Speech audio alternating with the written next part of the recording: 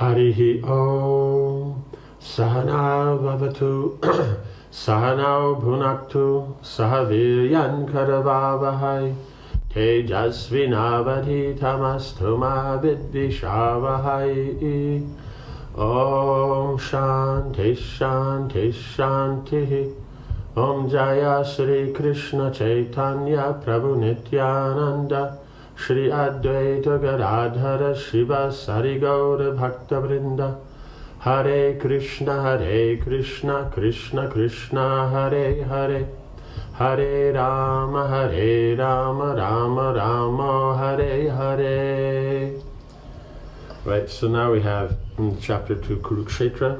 So now Krishna's left. Duryodhana tried to insult him. Karna's been met by Kunti and Krishna. And then after Krishna had left, then Dhritarashtra then calls a meeting, of his council to discuss about what to do. And Bhishmadev basically says, what do you mean what to do? You've insulted Krishna, and Duryodhana is not behaving properly. He won't make any concessions, so you just have war. So what do you mean? All we have to do is discuss what preparations for war, right? Drona and Kripa agreed with Bhishma, and Duryodhana smiled. The moment he had been waiting for was near. Now there would be no more moralizing and useless talk, right? Because they're all saying all these things that based on Shastra and what you should do and this and that. He's tired of that. He just wants war because he's so convinced that he'll just go in there and just mop up the battlefield. There'll be nothing left. He'll go back and then he'll enjoy the kingdom and all that. He doesn't realize that because he's not a devotee. He can't realize you offend Krishna, you offend the Vaishnavas. No one's going back. Means absolutely no one. The only one from the Kuru's side that goes back is, I think his name might be Vikarna, like that. Well, I think Ashwatthama is left. It should have been obvious to everyone from the start that the only way to deal with the Pandavas was on the battlefield, right? Because he wants everything and wants to give up nothing. While everybody else is saying, no, the way to deal is just to make these adjustments and go back to what it was before the war. They had half the kingdom, they had half the kingdom. It was fine. But he has to have everything. So that's the point. So that's the point. Greed will destroy everything, because greed means there's so much ignorance and so much passion that you can't function in goodness anymore. And so you will always make a mistake. You will always destroy everything. It's just the way it is. The more greed, the more there'll be destruction. In the beginning, because that greed, you have more enthusiasm, you try harder, you get more things. But the methods you use and that, you don't care how you get it, it will be destroyed. It's just like what happens to you if you get too greedy at lunch and you eat, 2 times, 3 times what you should. There's going to come, you're enjoying yourself, but it's going to come a point where you can't eat anymore, and then your stomach's going to be so disturbance, you can't sleep, you can't walk, you can't breathe properly, you just have to sit there, and then, it takes so much long time before you can again start to, it's just the way it is. But he can't see it, so his point is, finally everybody else is shutting up and doing the obvious. But actually it's no, everybody else has said the obvious, and since he can't see it, now everybody else has given up. Krishna had shown supernatural power, so what? He was not even going to fight. He forgets he's God, he does control everything. In any event, there were many heroes on the Kaurava side who were masters of mystical weapons. He was not afraid. Right? So he's like the epitome of a fool. Vidura saw Duryodhana smirk and felt unable to contain himself. He leapt to his feet and glared at the prince. He could not forgive him for insulting Krishna. You must now return Yudhishthir's legitimate share of the kingdom. Yudhishthir has no enemies, and he has been more than forbearing. He is waiting with his younger brothers, among whom is the vengeful Bhima, breathing like a snake. Surely you are afraid of him. Duryodhana looked angrily at his uncle. Vidura continued, Lord Krishna, the Supreme Lord, has accepted Kunti's son as kinsman. He lives in Dwarka with the Yadu kings and princes, who have conquered unlimited rulers, and he is their lord. Surely you fear him." Vidura turned to the king. "O ruler of the earth, by your inaction, you are supporting offense personified, Duryodhana." Right, so he's speaking to Dhritarashtra. You have supported Duryodhana as your cherished son, but he is envious of Krishna. Because of this, you are devoid of all auspicious qualities. Relieve yourself of this ill fortune as soon as possible by punishing him, and thus do your whole family good. Otherwise, we are all doomed. Duryodhana could take no more. From his childhood, he had seen his uncle favor the Pandavas. It seemed he had no affection for him and his brothers, right? Because affection means they can do whatever they want with no correction, and everybody else is wrong. That's Duryodhana's definition of affection. And if in any way you try to guide him for his good, you're an enemy. What to do? Now he had gone too far, right? He's just saying the same thing as before. Duryodhana leapt up, his body swelling with rage and his lips trembling. "Who asked him to come here, this son of a maidservant? The deceitful Katwa is no friend of the Kurus. He is so crooked that he works secretly in the interest of the enemy," right? They're his cousins. He's made them enemy. "Plotting against those who have supported him. Toss him out of the palace and leave him with only his breath." Dhritarashtra was shocked at his son's outburst. He raised a hand to silence him, but Vidura smiled and rose to his feet. Without saying anything, he lifted his bow, which he had never drawn in anger, and walked towards the door. He had been wondering how he would avoid having to fight against the Pandavas. Here was his opportunity, right? So he's not going to go that and discuss and tell them this and that and try to work it. He just how am I going to, he doesn't want to, he has no problem fighting. He has a problem fighting with the Pandavas because they're right and this side is wrong. He doesn't want to fight on this side that's wrong. So he just took it. Duryodhana said, "Throw him out. He should have nothing to do with us." He thought, okay, here it is. Leaning his bow against the door to signify that he would not fight for the Kurus. He picked up his bow, but as he goes out, he left it at the door. Means, because also he said, throw him out with nothing but his breast. So that means the bow doesn't go either. He walked out of the hall and headed towards the city's northern gate and the Rishi's ashram. His mind was fixed on holy pilgrimage. The other Kuru elders censured Duryodhana, who merely laughed. Dhritarashtra then ended the assembly. It was time to prepare for war. So it was Krishna's arrangement. When Krishna returned to Virat, Yudhishthira and his brothers greeted him warmly. Krishna then described everything that had transpired in Hastinapur, except for the private discussion with Karna. Krishna knew that if Yudhishthira were informed of Karna's actual identity, he would not fight with him. It had to remain a secret for the time being. The Pandavas were not surprised at the description of Duryodhana's refusal to accept good advice. They were not even surprised to hear how he had repeatedly stormed out of the court like an angry child.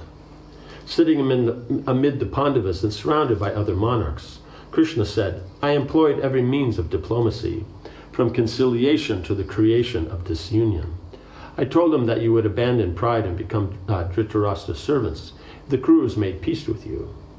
They could keep the kingdom and give you but 5 villages.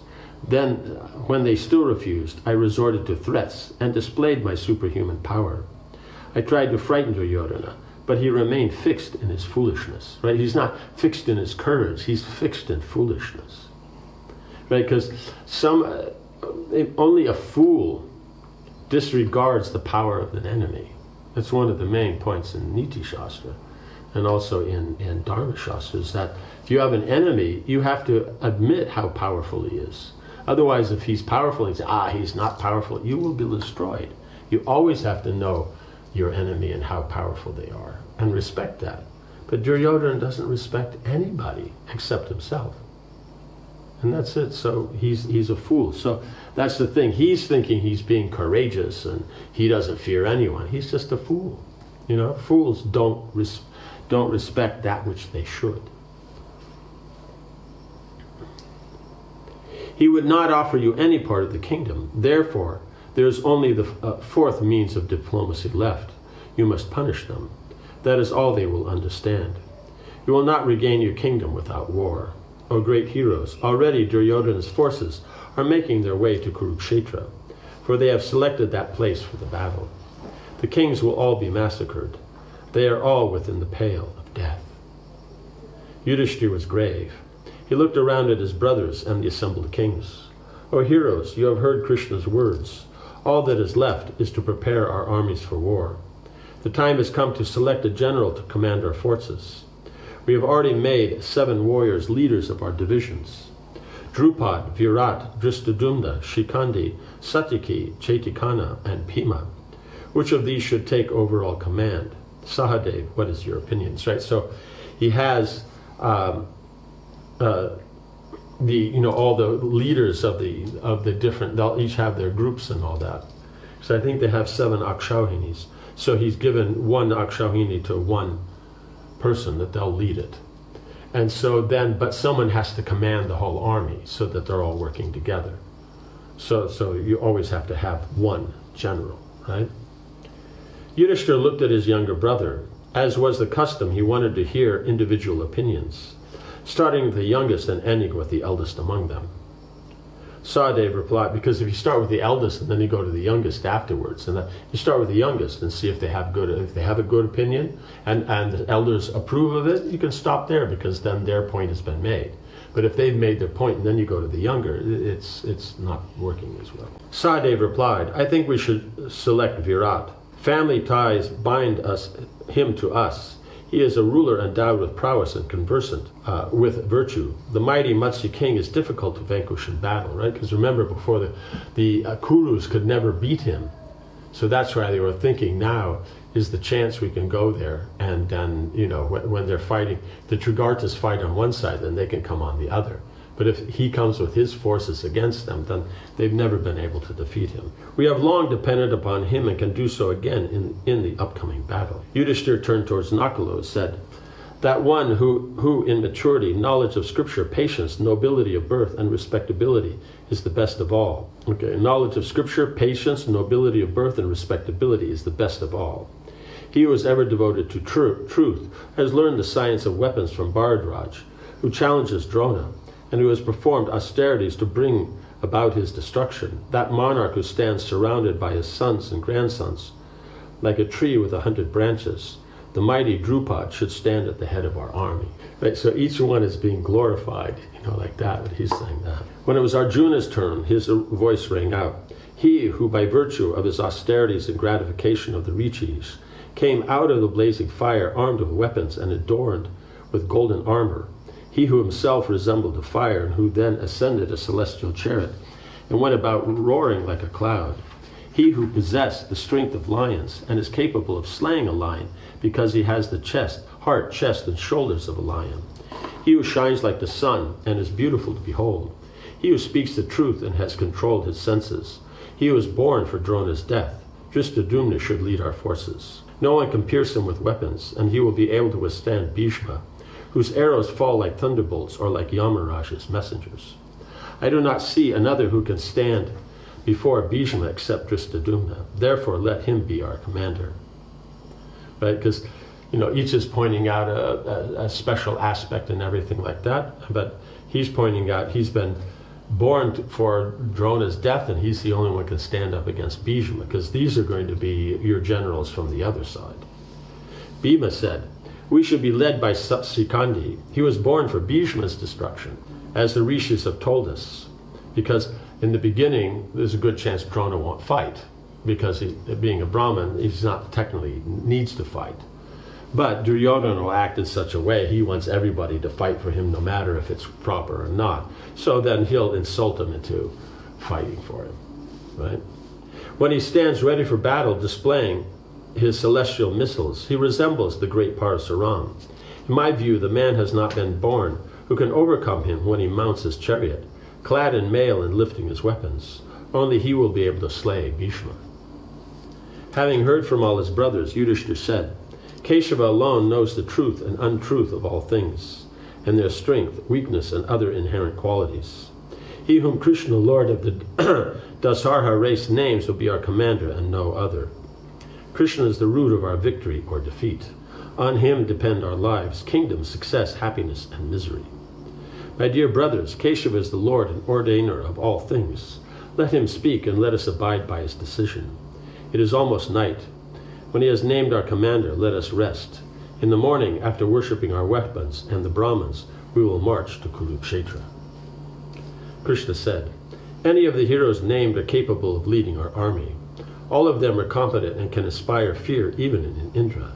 What to speak of Dhritarashtra's sons? Although weak due to their sinfulness, Duryodhana and his brothers consider themselves strong.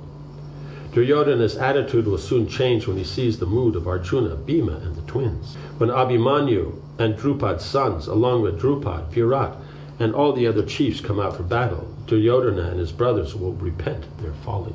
I have endeavored to secure peace, and thus we have paid our debt to virtue. We cannot be blamed for what is about to happen. It is time for war, right? So you see the Kshatriyas, it's very important that if they're establishing justice, they also have to do everything justly. Like you see, it's very much the modern kind of thing where it's material. It always goes on, but it's just very prominent in Kali Yuga, where someone wants to be authority, but not necessarily follow the rules themselves. The rules are for everybody else, not for them. I make the rules, so they're not for me. But here you see is that it has to go according to Shastra. So yes, the king is above the general thing, but still he has to be following Shastra. So if he's following Shastra, he's not to be blamed. As far as leading our army is concerned, I agree with Dhananjaya. Let the mighty Drishtadumna become the general. When Krishna was finished speaking, the assembled kings, so he's pointed out all of them could. And there's a good chance all of them will at some point, like that. So that's always the position, is that as time goes, generals means you're fighting, but generals also get killed because they're fighting with other generals. And also their forces around them. So as it gets less, you have less soldiers, but you also have less generals, you have like that. And so you adjust with what you have. So at the beginning, probably at the end of each day, at the night, they'll figure out who's going to command the next day. And then they start, because then first thing in the morning, because if you have to work it out in the morning, you may be late, or people will be disturbed. But at night you do like that, and then everybody adjusts in the morning, and everyone's focused, and that's the way to do. When Krishna was finished speaking, the assembled kings and Kshatriyas shouted their agreement. They were enlivened at the prospect of a fight. None of them hesitated to accept Krishna's choice of a general. Then they all retired for the night. The next day they would march toward Kurukshetra, a journey of 6 or 7 days. So, as is also a journey of 6 or 7 days, and you also have that aspect of there was a particular time that Krishna had mentioned that it's an auspicious time to start. So then, they want to be there for that and start then. As the sun rose over Virat, the air was filled with the clamor of men and animals. Warriors rushed about in all directions, and shouts of "yoke up" and "load the weapons" were heard everywhere. Numerous conches were sounded, firing the men with enthusiasm, and Brahmins chanted auspicious hymns to invoke good fortune for the army. Elephants trumpeted and chariot wheels rattled. Drummers beat drums as the huge army began to trek to Kurukshetra. In front of the army marched Bhima and the twins, clad in shining mail. Behind them came Dristadumna, surrounded by Draupadi's sons and Abhimanyu. So, because you're going to have the general leading, but there'll be others in front just in case, like that, because he has to be protected, but at the same time he's leading. And then you'll have, the next group, and then you'll have like this. And then farther back in there will be the king, like that. The soldiers were cheerful, and they shouted with joy. Yudhishthira rode in their midst. Right, so you see the difference is that here is that the soldiers, the warriors, they the prospect of fighting, that's their nature. And so then they're very comfortable with the idea. It's not that they got drafted and they don't want to be there. These people, they're professional warriors, so they want to be there. And here's an opportunity. If the kingdom's ruled nicely, it'll be very rare that there'll be a war. But in this case, Duryodhana then gives an opportunity for everybody. So we'll continue with how on the march. Om Hare Krishna, Krishna Krishna, Hare Hare, Hare Rama, Rama Rama, Hare Hare. Jai Srila Prabhupada ki Jai.